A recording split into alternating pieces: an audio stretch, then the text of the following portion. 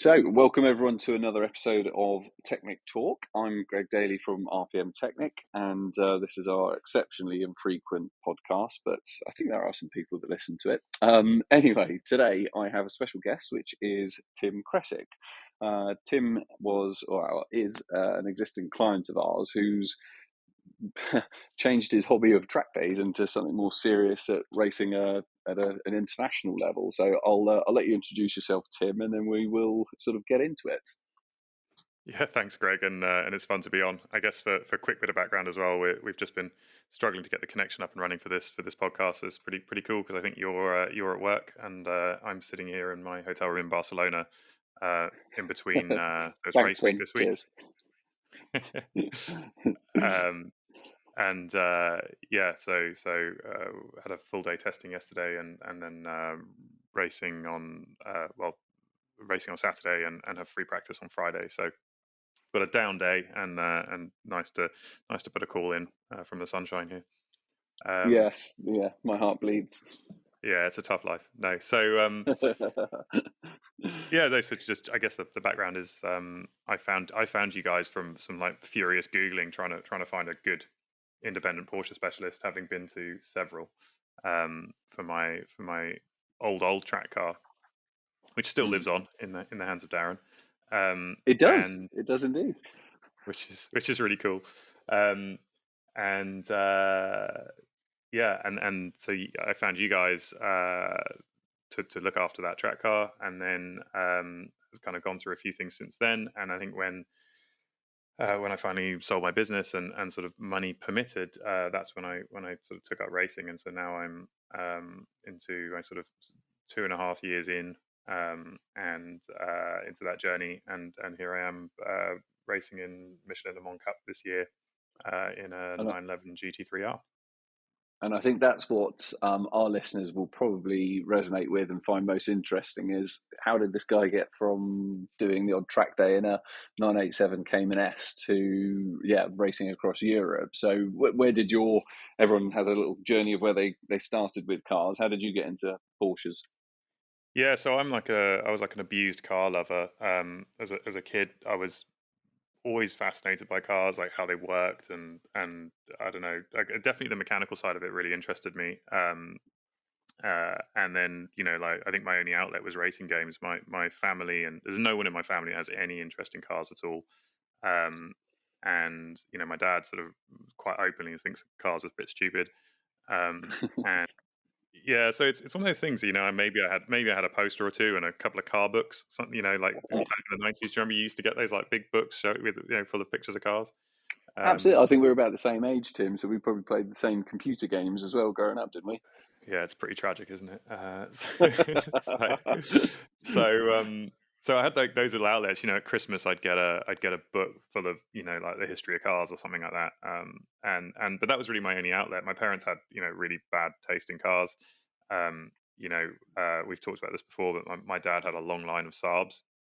So I do have Well, I do have a soft spot for Saabs, but yeah.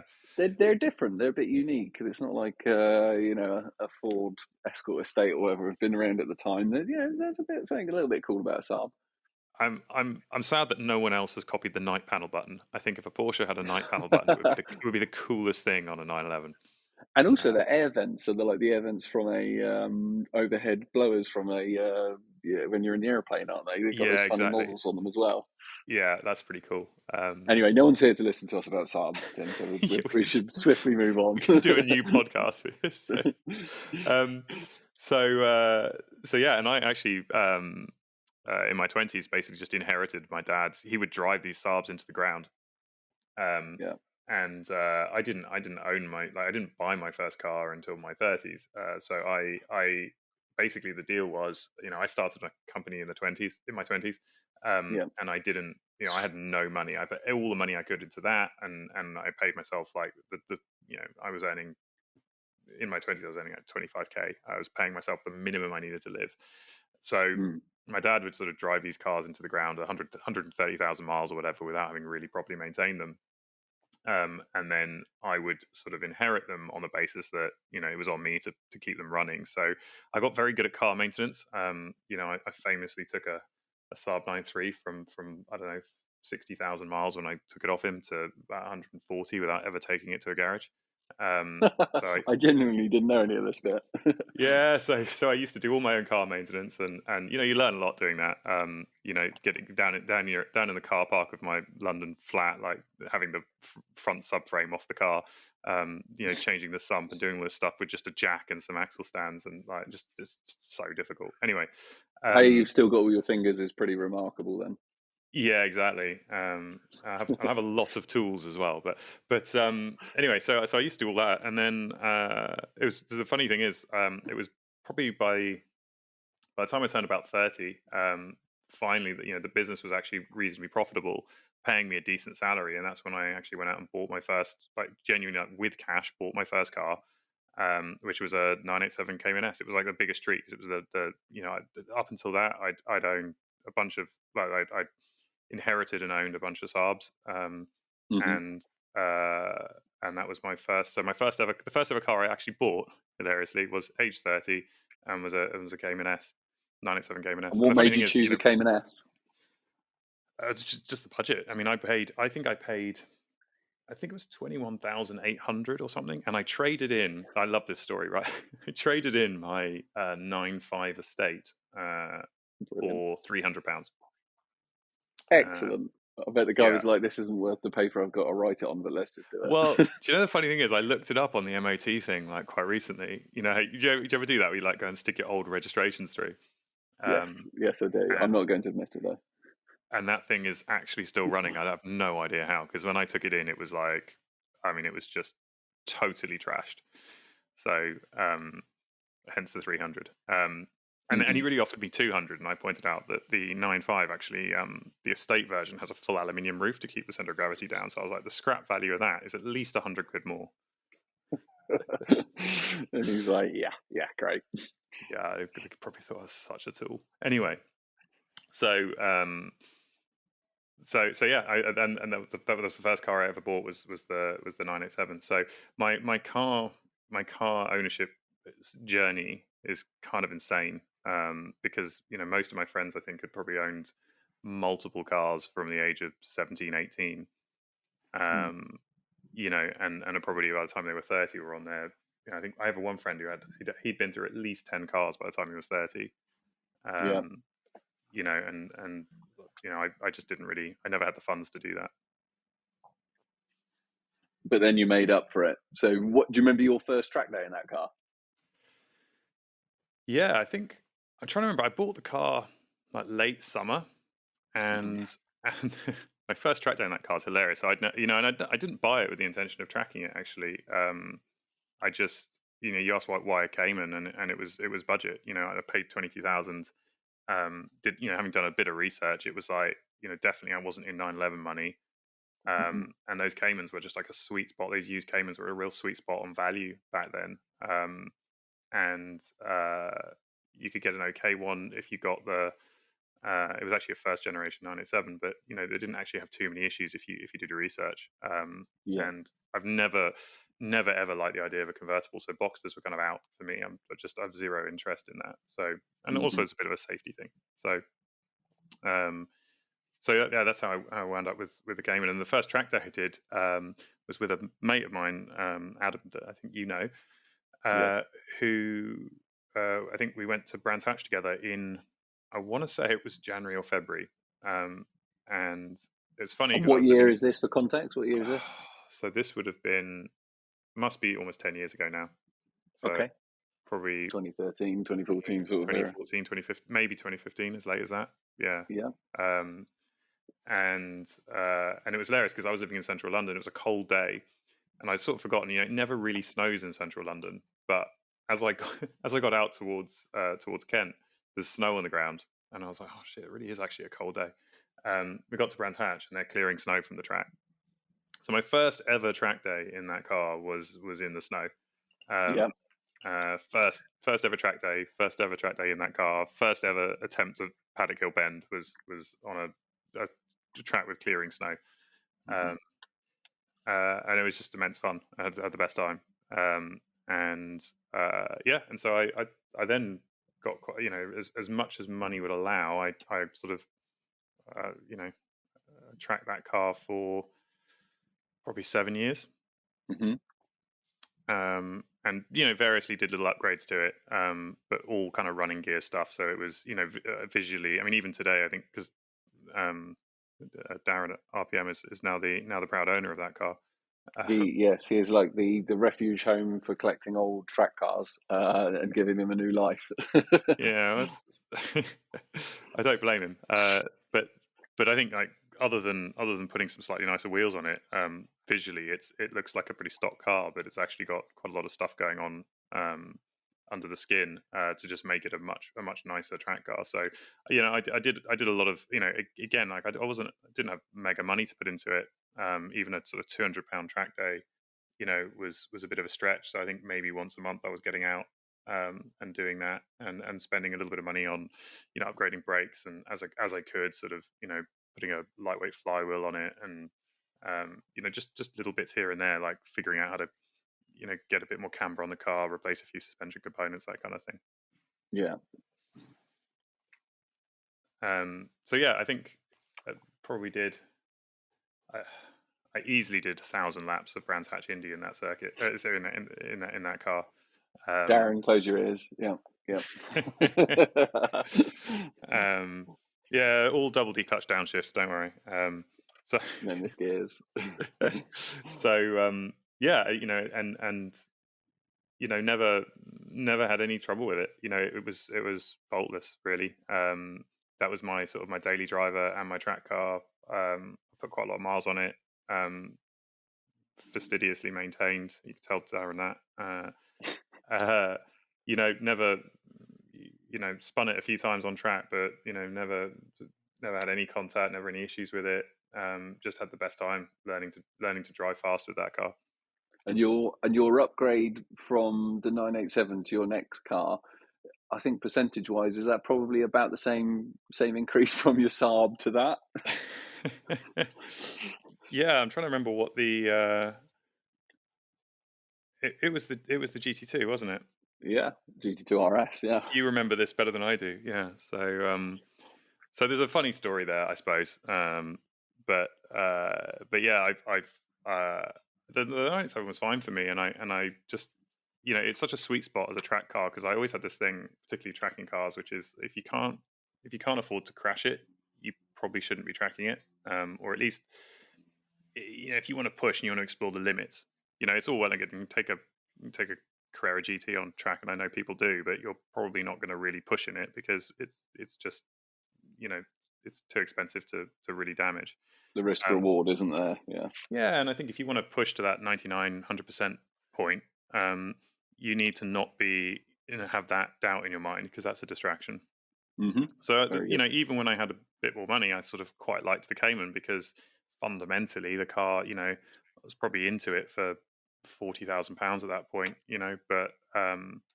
but even if you crashed it, there were a lot of bits that were going to come off it, and you just build a new one, right? So it was an amount that was tolerable, and so I quite liked the fact that I could just knock it around on track and not think about it. And then I sold my business we did a fundraise for the company, and if anyone wants the details on that, there's various other podcasts I've done.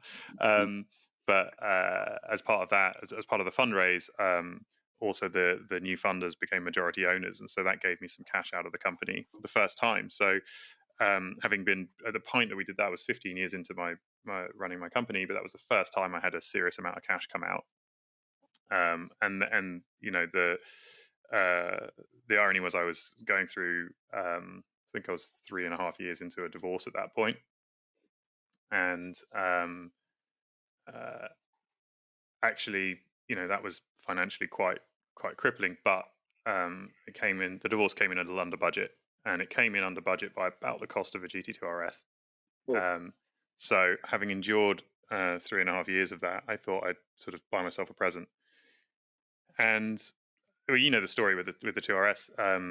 It was the cover car on Forza 7, the video game. And the bit I probably haven't really told you, but when I finally kind of I had a pretty difficult marriage. my ex-wife was I suppose borderline abusive, and it got to a point where I sort of didn't want to be at home, and eventually I sort of put my foot down and I left. And when I moved out, one of the things I did as a sort of random impulse was I went and bought an Xbox, and figured, I'd be sitting around on my own a bit more, so get something to distract myself. And I got an Xbox with Forza 7, and so it was this cool thing of like, that was really the first time I remember seeing the GT2 RS on Top Gear. I remember playing it on the, driving it on the game and just being like, this is such a cool car. And this was also why I wanted the GT Silver car, because it was just super cool, right? It was literally the spec that was on the cover of the game. Yeah. And I remember watching the review on Top Gear as well, and it was one of the first times that Top Gear like really annoyed me, because I remember watching it and just going, that's cool, but I'll probably never even see one of these cars. They're quite rare, they're super expensive. I'll never see one, let alone ever have the chance to drive one. And it was just a weird moment. I'd worked so hard. I'd worked really hard on the fundraise and selling the business and everything. I'd never really thought about the money I was going to make, if that makes sense. I was never really money motivated. And then I'm sitting there and I sort of budgeted this amount for my divorce. My divorce had come in a bit under budget.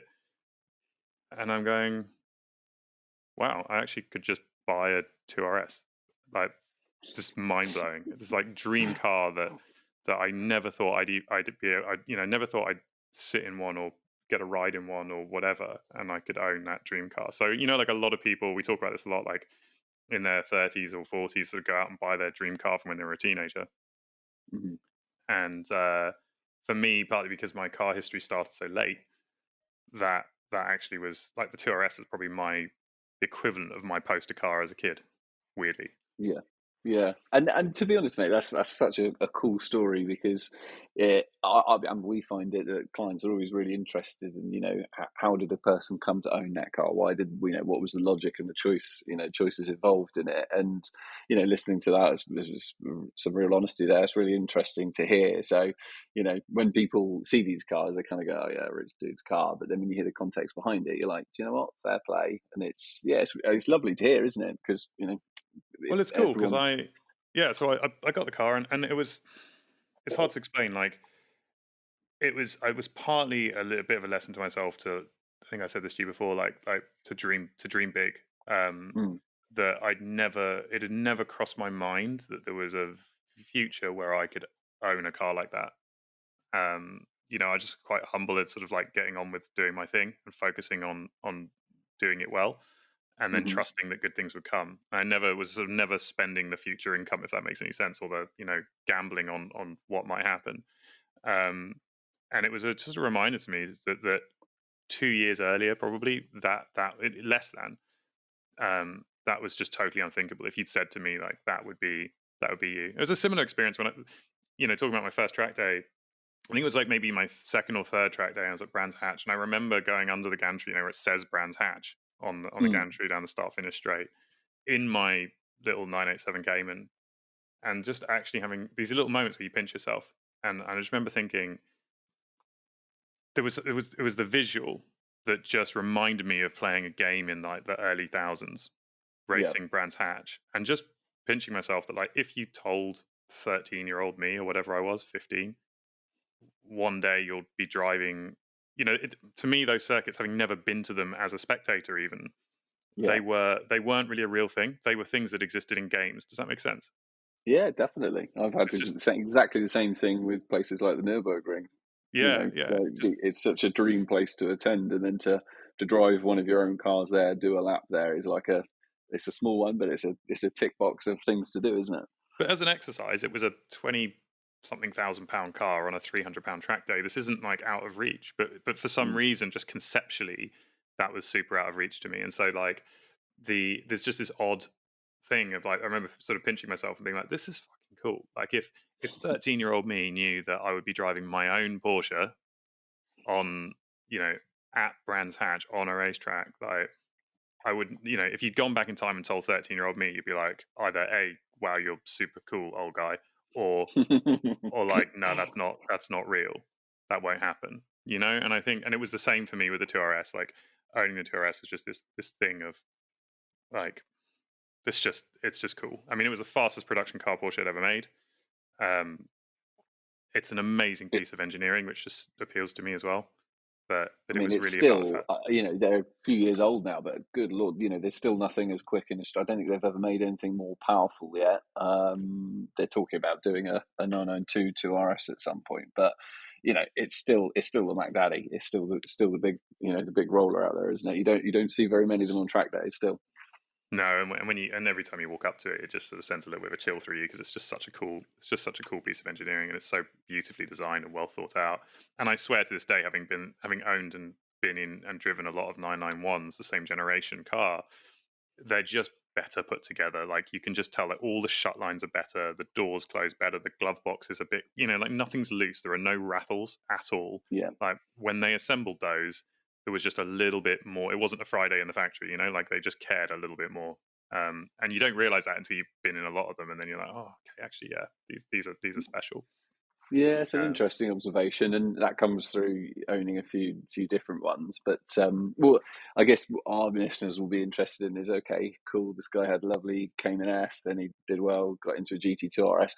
How on earth did that get into racing in Barcelona in a endurance championship? What yeah. happened next? What went So well, the on? cool part was so I had the 2RS. I then actually got I had a little bit of coaching. So Chris Diamond, who I think I'd sort of asked Hmm. around, and he'd been quite successful in Carrera Cup.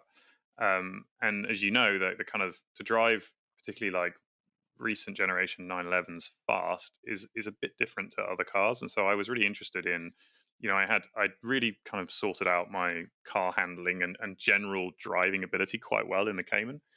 Hmm. And it then got interesting to me to see how to drive the 911 fast. So I wasn't particularly intimidated about taking the 2RS on track, and I started doing track days in that. Um, and I got Chris to come and give me some coaching. And what was kind of fun about that was, he probably tells the story differently, but like I wasn't terrible. Basically, was the short version. Yeah. And it was also what got me into data because again, prior to that, like the data systems, we all use like Race Logic for that.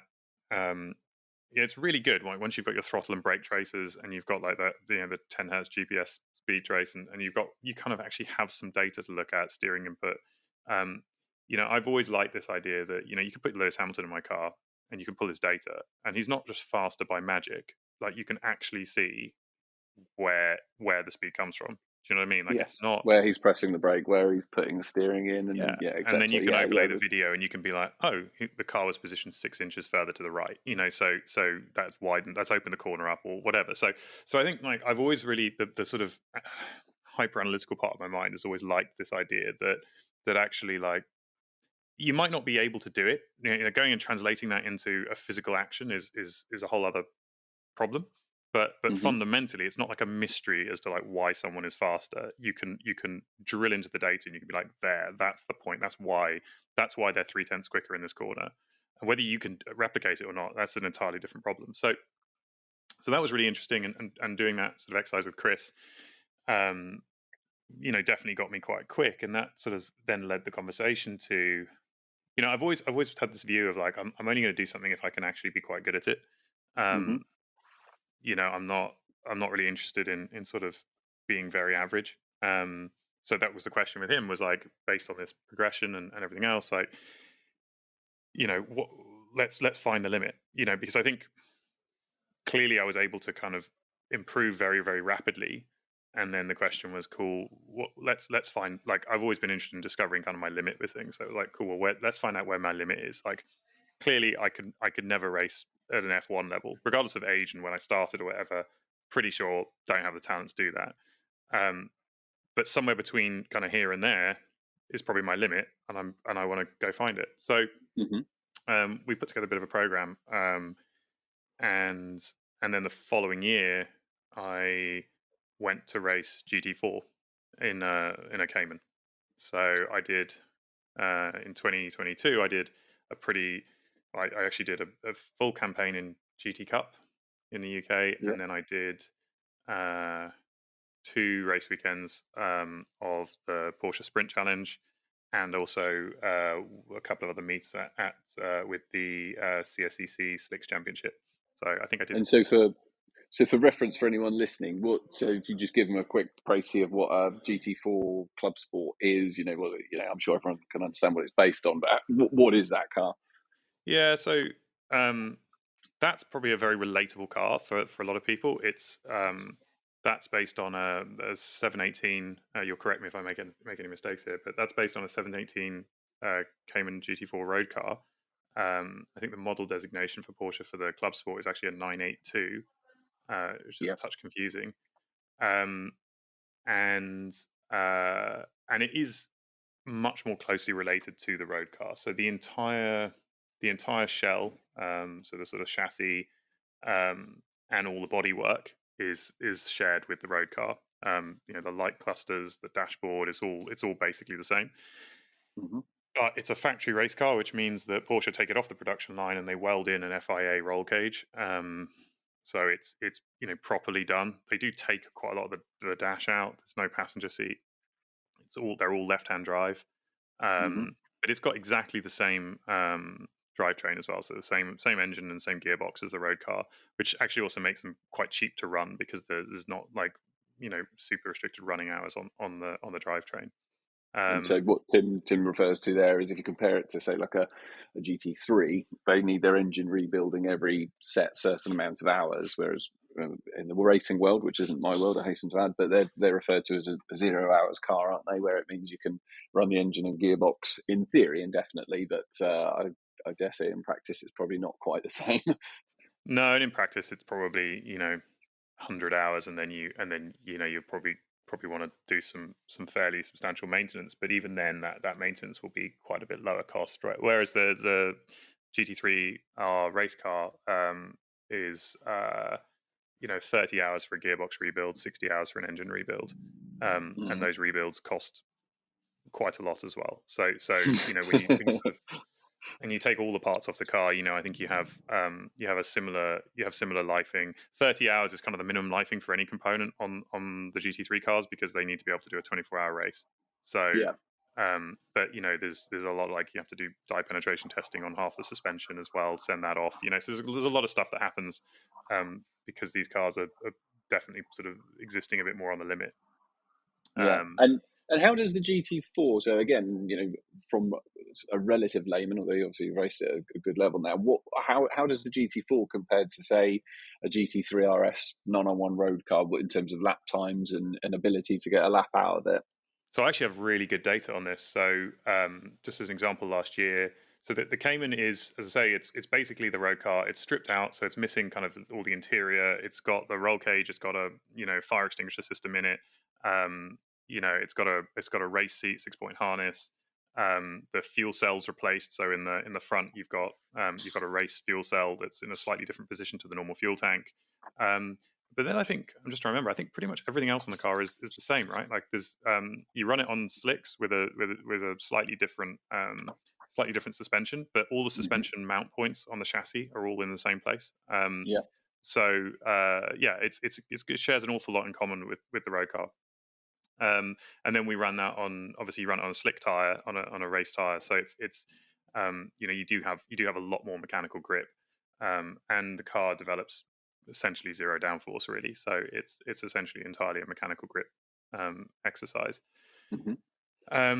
But last year we did a race weekend and actually we did a test day in that car. I think we had a race weekend and a test day at Silverstone on the GP circuit in the GT4 on a Pirelli slick tire, which was not a very good tire to be fair. And then, as it happened, I was on a track day. I think it was might have even been the Porsche Club track day. So this was in the summer with the GT3 RS MR, which is the green one that you guys built. So that's the Manti package on the GT3 RS. So again, not quite your stock GT3. Yeah. And to be fair, I think probably the top speed is then limited by the huge wing from the MR kit, so that probably hurt the GT3's lap time a little bit. But I have side by side data from the two cars, and the GT3, for anyone who really cares, was running on a Pilot Sport Cup 2 R tire, so that's that kind of semi-slick Michelin tire, which is a phenomenal tire. And the quick sort of headline on that is the 3RS was about a second a lap slower. Which, for a road car with Radio 4, sat nav, you can drive in your flip flops. Yeah, not bad. No, I mean it's kind of ridiculous. And what was really interesting is actually I had in both cars I had exactly the same race logic data system. So I actually had the data traces of both cars side by side doing a lap of Silverstone, and it feels like the GT3 might be developing the lap time in different places. You'd think it was sort of dramatically quicker down the straights, but honestly, not. There's very little delta in the data. That second a lap is kind of a tenth every corner. It's maybe a couple of miles an hour slower at each apex, maybe, but it's you really have to drill in to see it. And it's got excellent suspension. It eats curbs. It's the same. It's really the same approach. So it was super cool to actually see that GT3 RS. Like it's really on the money in terms of what it can pull off. I think if you'd put the Cayman on a Michelin slick, then it probably would have been 2 seconds a lap quicker than I was doing. But such as it was actually quite equally matched. It would have been really fun to have them sort of on track at the same time, because I think as a shootout it would have been pretty interesting to see exactly where the differences were. Obviously, the 3RS was a bit quicker by the end of the straights. We'll have to arrange that at some point, Tim. Yeah, well, sadly, but the GT4 car's sold now, so no, we won't then. Yeah, so that's running in the Porsche Sprint this year. And how was it when you did your first, inverted commas, serious race in a serious race car? How did that go down? How did it feel?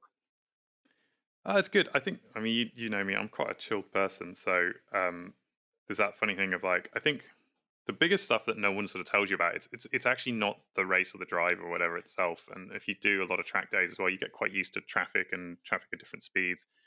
I think the biggest difficulty is all the other stuff that goes on a race weekend. It's understanding like all the things that you've not really thought about, like formation laps and getting to the grid, and when you get in the car and going to the loo at the right time, and just like really really stupid things, like making sure you at the driver's briefing, because otherwise you're not going to be allowed to race, and which tent is that in. It's just like there's kind of a lot of stuff that can be quite overwhelming, and once you've done that like once, and it's literally all it takes is once, like one weekend, you're like, okay, cool, I've got this now.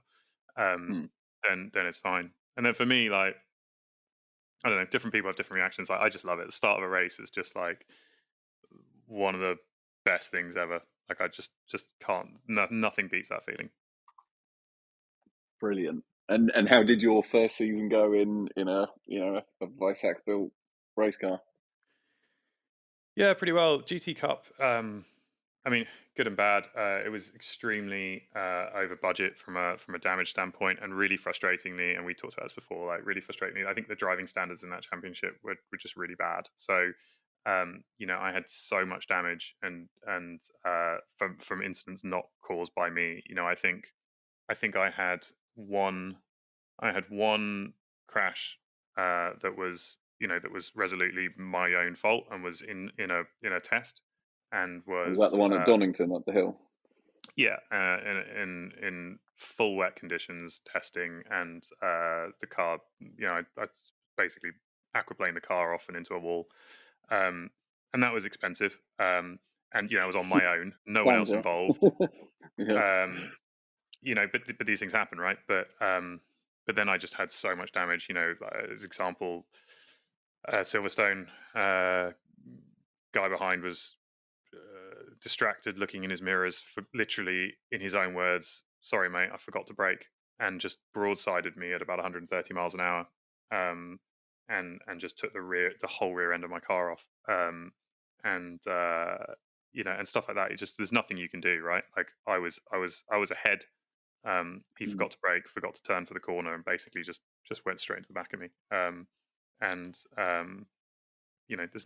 There's no accounting for that. So there was quite a bit of that sort of stuff going on, which was annoying. I mean, it's a delicate subject, the budget side of things. But if someone was thinking, I've done a few seasons of track days. I've done a few maybe seasons of racing at Caterham, or sometimes that's a bit of a path. And then I fancy getting into a GT4. What would be your recommendation on what to factor in to run one in a real world where it's not just getting to the race and racing, it's the unfortunates that you've just touched on as well? It's worth it depends a bit on the championship, and I think it really pays to watch like footage from previous seasons to get a sense of like what you're in for, if that makes sense. Because I Valid think point. Yeah. The racing's kind of cleaner in some and worse in others. But as a general theme, I think you probably budget 50% of the value of the car over the season. You're probably going to spend 50 to 100% of the value of the car in in either just kind of proactive maintenance, replacing worn components, or like just a bit of damage here and there. Yeah. Okay, that's a decent rule of thumb. And what? So then, a lot And of obviously, people you would hope to get out for less than that. But I think if you sort of assumed it's 50, then you kind of go, okay, cool. Anytime I get a season where it's less than that, like that's pretty cool. I think if you did lots and lots and lots, you probably go 25%, like on an average. And interestingly, those GT4 cars, a bit of a nice touch at the end of the season. The demand for that car is very good, isn't it? Yeah, it's really high still at the moment, which is helpful. Do you mind if we pause for just a second, Greg? Yep. I'll press pause. Hold on. And so a lot of people, they will do say 2, 3, 4, 5 seasons in like GT4s and then move on. But as everyone listening is probably garnered by now, you weren't going to pause in that series for too long. So how did you identify which series to go to next and what car to run it in? Well, yeah, and I think like one of the really sane things that we did really early on was sort of figuring out, and having driven some, the 911s are actually, the 2RS or whatever is sort of as quick, or probably certainly as much of a handful to drive on track. So it's about kind of understanding the level of a good sort of entry level, and based on how I was doing in those cars, it was sort of, and then looking around and looking at the championships, going, yeah, actually, I can probably jump into a GT4 and be quite competitive. And to be fair, I did, I paid to do a rent a GT4 and do a test in one, before kind of leaping in. So I'd turned up, done a test, and that was with Charles Clark, who's actually running in British GT this year, was there. So I kind of had a reference, like, and so pretty quickly, like doing a day of testing in one, which didn't cost a lot of money in the scheme of things, was a great way to go, cool, I'm whatever it was, 3 seconds off Charles Clark, and he's quick. So that tells me, this wouldn't be a mad thing to jump into, because what you don't want to do is get in and be 10 seconds off the pace, right? Then you're not, because you're out of your depth by quite a margin. Yeah, and also it there is that, and there's the sort of the the ego, the motivation, all the rest of it. But also, you're just not going to learn as much, right? If you're not kind of vaguely competitive. So that was it wasn't just a sort of like randomly drop into GT4 racing. It was like that actually seemed like an appropriate level, and it definitely transpired. I think I had 7 or 8 podiums last year. By the end of the season, I had a couple of races where it was me on Will Dendy. We were way ahead of the pack in GT Cup, and within, I had 2 second place finishes behind him, both with, after an hour of racing, with 0.3 of a second between us. So you're like, okay, cool. Yeah, this is that was the right level. So I think it was definitely the right decision. And then having done that, it was okay, well, what do we do next season? Because I think you're right. Like, for a lot of people, this becomes like a lifestyle thing. Like, it's something they want to go and do on the weekends, and they don't take it that seriously. But me, and I'm quite sort of intense with this stuff. So, it would actually have been very easy to knock around and do more seasons of that, and just sort of be quite competitive, turn up on the weekend, do well, pick up a trophy and head home, and sort of, like that would be a pretty satisfying hobby in some ways. Yeah. But going back to the earlier point of the mission was find the limit, so on the basis that I put a lot of time and dedication into it, I'd spend a lot of time, practicing in the sim, in the gym, looking at data, reviewing laps, and really I treat it a bit like a job. It was then figuring out like what's the next level, and what's going to really stretch and push my experience. So that was then the decision to look at racing outside the UK, racing in Europe. and racing at a GT3 level. And plus, if we could, and anyone listening could do it, they would as well.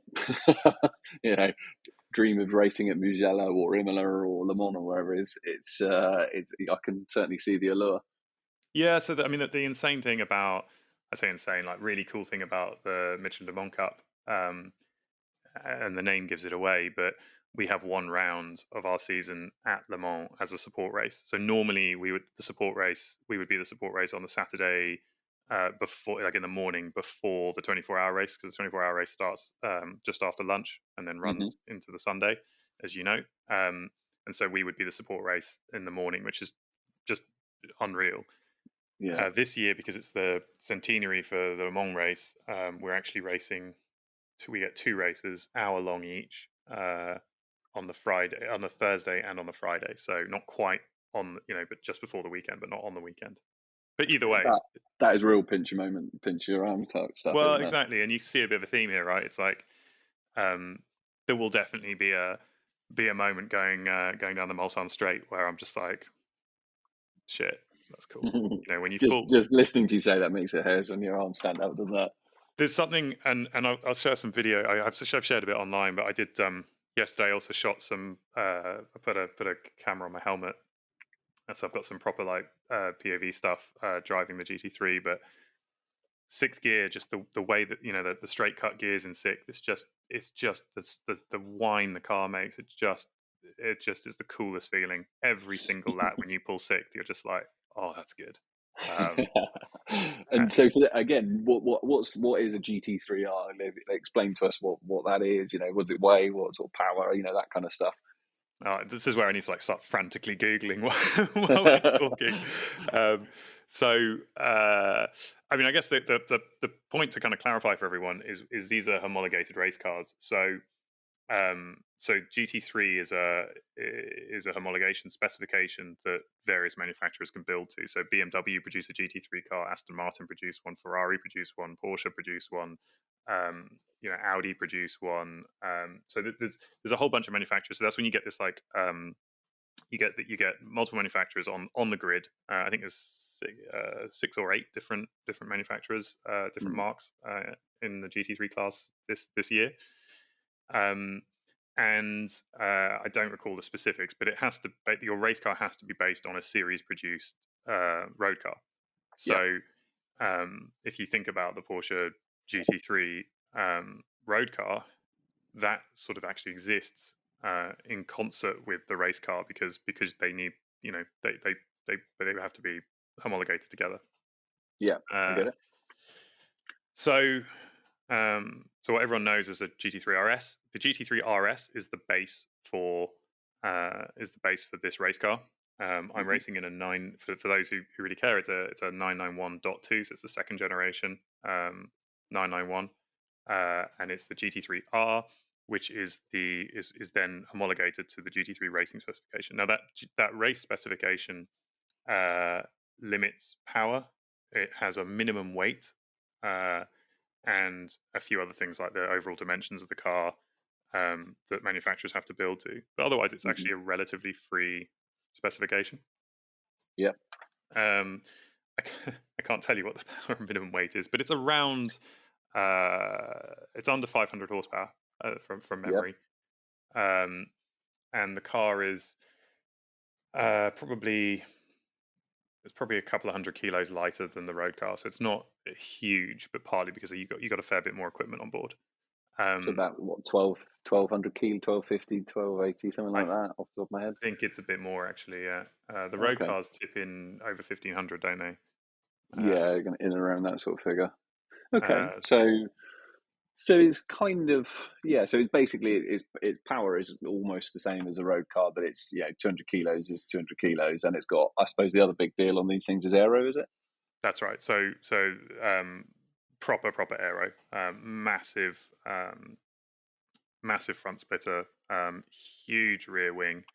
I've actually got a photo I took of the end plate off one of the wings, so you can really see the profile of it. But just enormous. And you really feel it. So what that and for the uninitiated, what that does is your cornering speeds are just so much higher.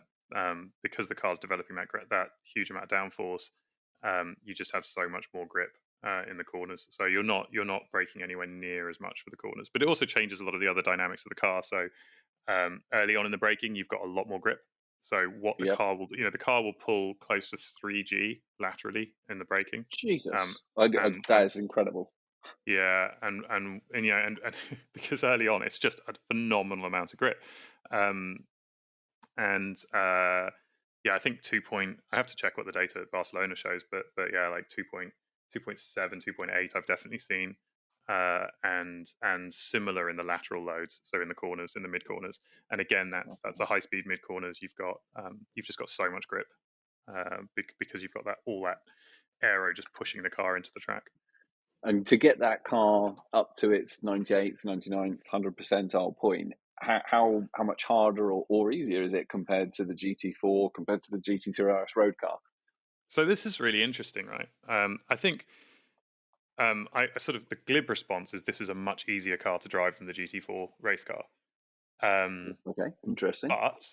And you see a lot of people actually go into a lot of amateur drivers go straight into GT3, but then they struggle. They can get the car to the 90, maybe the 92% point or something.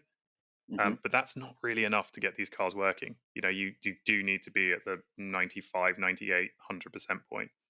And we can think of that just in lap times, right? Like how many seconds off a lap are you? Yeah. If you're like, let's just say nominally a 2-minute lap, right? If you're more than 5 seconds off the pace in one of these cars, the car's probably not working. You're probably not working the tire. You're probably not getting temperatures into everything. And so it then is this sort of this sort of feedback loop of it spirals from there. Because you're not working it hard enough, you won't get the temperatures in, which means you won't be able to do the things you need to be able to do. Yep, So I understand. figuring out how to kind of push the car into that zone is really important. And so if you never do it, then it becomes really hard to learn. And then, kind of to the earlier point, none of it really fits together. That being said, the car is sort of fundamentally a lot safer. And what I mean by that is the systems are better, for starters. You have ABS and you have traction control. Now, ABS has 12 settings, and traction control, you have TC-Con and TCR. So there's 2 settings in terms of which essentially are at what point does it kick in, and then when it kicks in, how much does it intervene. So you can kind of change those 2 settings. And each of those has 12 settings that you can play with. So you've got but that's much more sophisticated than you get in the GT4 car, and they're motorsport grade systems, so they're just really, really good. So even when you make a mistake, you can still definitely put the car on a wall, but actually, in my view, much harder to do than in a GT4 car. And so that's that makes it kind of fundamentally easier to drive. But that being said, because you're working only with mechanical grip in the GT4, it definitely makes you a better driver. So I would always say, like, the GT4 is such a good platform to learn on because you really are understanding the dynamics of the car. The aero is not giving you stuff that, giving you grip that lets you get away with things that you wouldn't otherwise get away with, if that makes sense. Yeah. It really forces you to understand the handling of the car well. Yeah, and what boggles my mind is that, and it's the same with the road cars. The way that the TC systems are calibrated on the road cars. I was lucky enough to do a podcast. I think it's probably the last one we did with Lars Kern, and he was saying how he does laps of the ring, and when he's doing these reference laps times, he leaves all the systems on. And so then listening to you talking there about a GT3 R with TC, I'm like, where was the imagination of the engineer and the test driver that set up those systems? That's mind-boggling. Yeah, and I mean, part of that is if you're doing it at the Nürburgring. I haven't recently watched one of his laps, but even the best guys are still making a few mistakes per lap. It's just too many, and we had Sven Muller come down for one of our tests to just kind of give us a bit of reference as well. And he's a Porsche factory driver and super experienced in these cars, and he's done various tests in the 911 road cars and raced at the Nürburgring. The Nürburgring, you have to be really careful because it's such a different category altogether. If you got those guys to do a hot lap at Portimao or Silverstone or somewhere like that, they probably have half those systems turned off because they're just not making mistakes. You can easily put together a lap with essentially zero mistakes. Hmm. Um, and there's always that racing driver thing of like, yeah, I could have gone faster, but fundamentally, like, the errors we're talking about are inches, not. But I think if you watch one of their hot laps of the ring, there's always mistakes, and you start thinking about, like, if you make a mistake in a corner and it costs you 2 seconds, then what's the point in being 2/10 quicker in the next 10 corners? Hmm. Um, so I think what you probably find there as well is the balance is towards a slightly safer setup that Yep. allows you to push more into the envelope. And it's a really fine balance of, you can push more into the envelope of, like, making more errors, and those errors not costing you as much because the systems are probably helping a little bit. But if you actually watch the intervention of those systems, for the most part, I mean, traction control in all the modern 911s is pretty good, and Very. Yeah. actually will just help you get the power down. So it's almost certainly just, TC is just literally almost always going to make the car quicker, or it's not intervening at all, in which case it's irrelevant whether it's on or off. Hmm. Um, ABS you obviously can't turn off on the road cars, and is huge to be able to depend on, particularly if you're a little late into a corner or coming in a little hot. Um, the stability system shouldn't be doing anything if the car's being driven by someone like them, like, really well. The ESC won't really be doing anything, is my understanding. Yeah. Um, and so leaving it on is fine, because it's only then going to intervene when they've really made a mistake, and actually that might be the thing that either keeps it out of the wall or saves them losing half a tenth. Yeah. Yeah. No, I get that. And obviously your first, well, or not obviously, but your first test was yesterday, as we're recording right now. So is that the first time you've really sort of approached that 100% point in that car, or where do you feel you're at with it? Well, no, so we did. I did a test in the car last year, in the UK, and then we've done 5 days testing in Europe. So we did 2 days at Paul Ricard Hmm. earlier in the year, like March time, I think. And then we did 3 days of testing here in Barcelona about 3 weeks ago. Hmm. And that was also when we had Sven Muller come down. So he came down for one of those 3 days, and basically just jumped in the car. So we had a really solid benchmark of, like, okay, he's going to be within a tenth of a second of the fastest guys in the world, Yep. in specifically this car. So that just gave us the reassurance that we were on pace. So yesterday's test was free practice, was the kind of championship prologue. So being the first round of this year's championship, there was this extra day where all the teams can test, and it's exclusive for the championship, whereas the other test days we've been on have just been almost like track days, right? Any team can go and test there. So it's the first time we've really been able to see where we measured up to the other cars on the grid. Hmm. But no, not certainly not the first time we're pushing the car to the limit.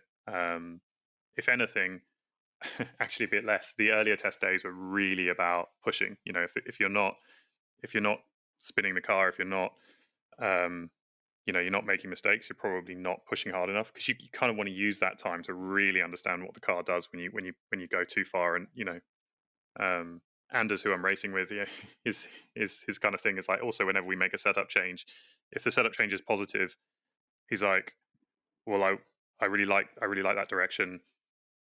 I want to make another change. I want to see where this road ends, if that makes I sense. see. Yeah. To So make it sort of not as good and then come back a little bit. yeah, so I'll give you an example. Like yesterday, halfway through the day, we were basically, and we were talking about tiny things, but we were just both feeling like the car was a touch wooden on the kind of the mid corner rotation.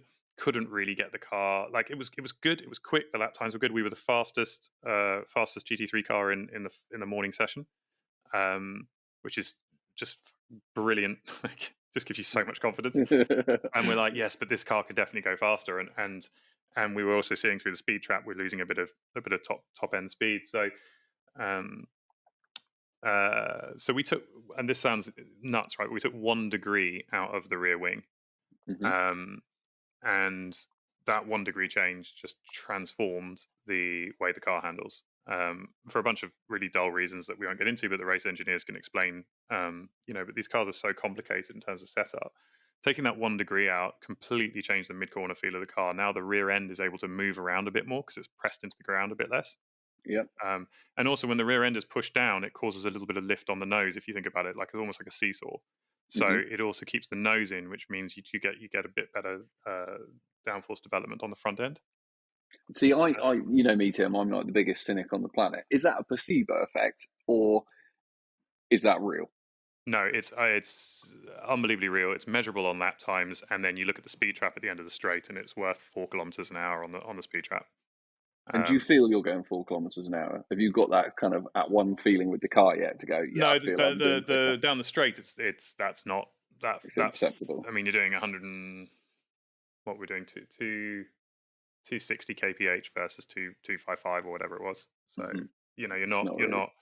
you're not really, it's 100 170 miles an hour or thereabouts. So you don't really see it there, but what you do see is 100% as soon as you jump in, you're like, oh, this is different. Um, Hmm. you know, the way the car is behaving in the fast corners, you're like, yeah, this is, and it's so much nicer because it means the back of the car's moving around a bit more. And that's, we both much prefer a car that's a bit loose on the rear like that. Hmm. um, it creates a much nicer feeling because then you really know where the limit is. A lot of people don't like it, but it's helpful, and it also means you've got a lot more control over how you create the rotation. So when you get to that apex, just that last couple of bar of brake pressure is what creates deletes the rotation on the car. So it's not all steering input. Um, and particularly with the 911, you kind of need that to get the whole car turned. And so Mm. when the rear is really pinned to the ground by the wing, it's just harder to get the car turned.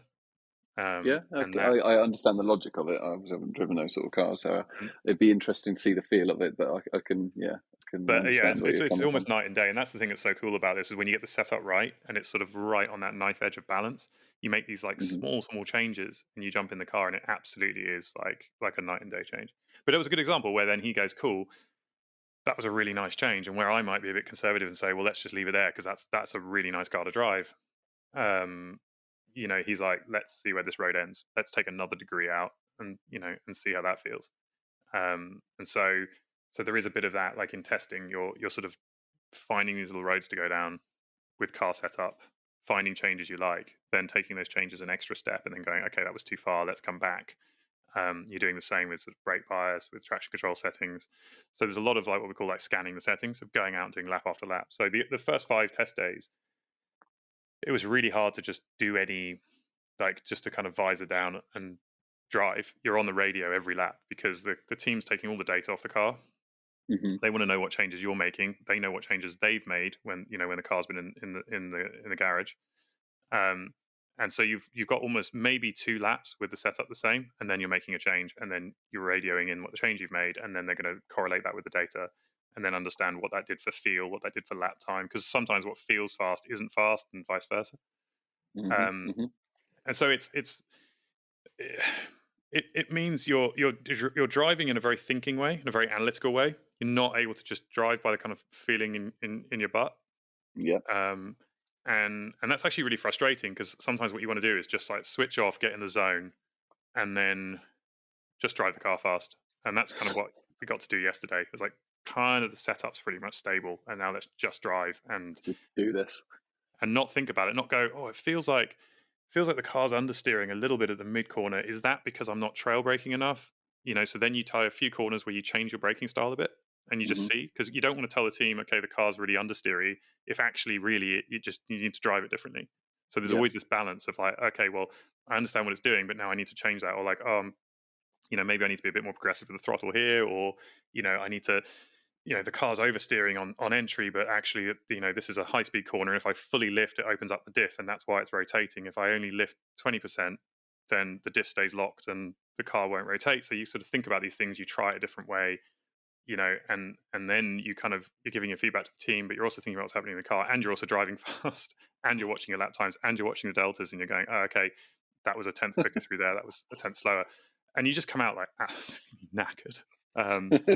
I'm sat here. I'm sat here in Tring smiling because I'm kind of thinking like, wow. So within what, a 3 to 4 year period, we've gone from a 2007 Cayman S, enjoying track days at Brands Hatch in the snow, to being at Barcelona and listening to last 5 minutes of you explaining, how you guys are getting the thing set up. By any stretch, that's quite a wild change of events, isn't it?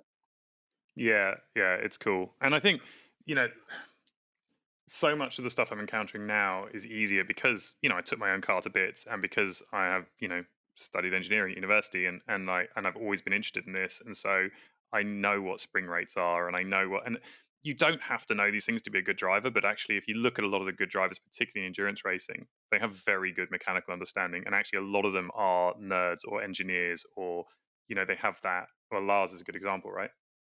Yeah, he's an engineer first. And I think those guys then have an easier time because you can speak to the team and understand why a change might make a difference, or when the car's behaving a certain way, you can then figure out what the changes you would need to make to drive around it. Because it's all well and good on a test day coming in and saying, "No, this is terrible. You need to fix it." But in a race, you can't stop. If if Mm, something's wrong, or there was a mistake, or something's changed, you have to just drive around it, right? Like there's no choice. mm, And getting frustrated isn't going to help. And letting it cost you a second a lap isn't going to help. So then understanding how you can adapt your driving style to the car, and I'm still learning this, but I'm still better than some. yeah, And that's just no, sort of going, okay, well, I understand, like I can think about the physics of it. I can understand that, or I'm suddenly discovering that I don't feel like I have as much front end going into a corner. Really strangely, traditionally, you know you when you brake, it puts weight over the front end, and that creates grip at the front in a mm, non-aero car. In an aero car, the challenge is, depending on how soft the springs are, when you brake, the front end does compress into the road, and at a certain point the front wing gets so close to the road that it stalls the diffuser. Sorry, stalls the splitter, stalls the wing, hmm and then you lose downforce. So in high speed corners, if you brake too hard and you compress the front, you lose aero, and then you lose front end grip, and then the car understeers. And it's completely the opposite of what you would expect. But it's only kind of when you understand that then you can adapt to that behavior. Yeah, I know. I totally get it. And then this is where you're at the sharp end of the learning. I guess before we end, like to where's the final goal for you? When I started on this journey kind of a year and a half ago, 2 years ago, it was I'd love to see if I could. I'd love to race at Le Mans, as in Full the 24 24-hour hours. race. Yeah. And for the uninitiated, the cool part about sports car racing, the way I explain it to kind of mum and dad is, um, at even the highest level at Le Mans, the rules mandate a bronze driver, which is an AM driver, right? So you have platinum, silver, platinum, gold, silver, bronze drivers, and bronze hmm drivers can be actually very quick, sometimes as quick as silver and gold drivers, um, but crucially, they're classified as amateurs, which basically means you don't make your living from motorsport, Yeah. which I don't. hmm And so at, at Le Mans, at that level, even at the highest level, you have three drivers in a car, and the rules mandate you have to have a bronze driver in that car. So it's the way I explain it to the completely uninitiated is it's a bit, imagine the sort of 4x100 meter relay, but where one person in the relay has to be Sharon from accounts. Um, Are you just Sharon? yeah, exactly. It has to be kind of man off the street, right? Can't be an actual professional athlete or whatever. And I think Yeah. um, that's quite unusual in any sport, and it creates an opening for people like me who want to get into it at quite a high level, because that's really cool. And in exactly the same way that if you had that rule in 4x100 meter relay, what you'd quickly find is that the winning or losing would actually be defined by how quick your AM was, Yes, because the actually slowest all the guy. Yeah. professionals are within such a margin, and there's more variance there. So what it means is there is a market to be a quick AM in motorsport, because teams want to win, and hmm they want the amateur drivers who are quick. I've been lucky enough to get into it sort of young enough, and there just aren't that many quick bronze drivers in the world. So that was kind of the ambition. Um, Funnily enough, like way earlier than I expected, I'll actually be racing at Le Mans, just not in the 24-hour race. So that's kind of one box ticked. And since then, I've also kind of moderated that, which is like running in the 24-hour race would be cool, but really what I want is just to be competitive at any kind of world class level would be Yeah. honestly satisfying. And whether that takes me to the 24-hour race, whether that takes me to other races or doing stuff in Asia or whatever it might be. Doesn't really matter. It's just it would be fun to be racing at that kind of level. Well, I think I can speak on behalf of everybody that's had a listen of this podcast. I mean, it's intriguing, just to see that path, and also just to listen to you talk from the layman, the real guy's point of view that has had the entry level sort of Porsche sports car to now what you're doing, and then what's potentially around the corner. So I know you're a busy guy, so thank you very much for giving us an hour and a bit of your time here. And if anyone listening wants to follow it, you've got a website with all the details and pictures of the car and all that kind of stuff, have you? Yeah, that's right. So I put all the kind of proper updates on Instagram, which is caffeine6_Tim, which is should be pretty easy to find. Caffeine6 is my race team name. So yeah, that should be easy to find. I think you guys post quite a bit as well, so you can find it through the RPM Instagram as well. Updating the website at the moment, and then we've got quite a lot of stuff on YouTube and some cool onboards and stuff. So I think I'll probably upload, as we've been struggling with an internet connection out here in Barcelona. Probably have to wait till I'm back in the UK, but I'll upload some of the onboards as well from this week, because that's quite cool, particularly with the POV shots with the camera on the helmet, and you can really get a sense, I think, then of what it's actually like from my point of view. So that's quite cool. Nice one. Well, I think what we should do, mate, is probably about midway through the season, we'll have another catch up with all the deep dive details on how a few races have gone, what your thoughts are then compared to now, and then probably another one this time next year before you race at them in 2024. Yeah, all being well, and budget permitting as well, right? But Indeed. no, it's been really good fun, and thanks for the chat, Greg. Nice one. All right, Tim. Good luck this weekend. Thank you, mate. Cheers.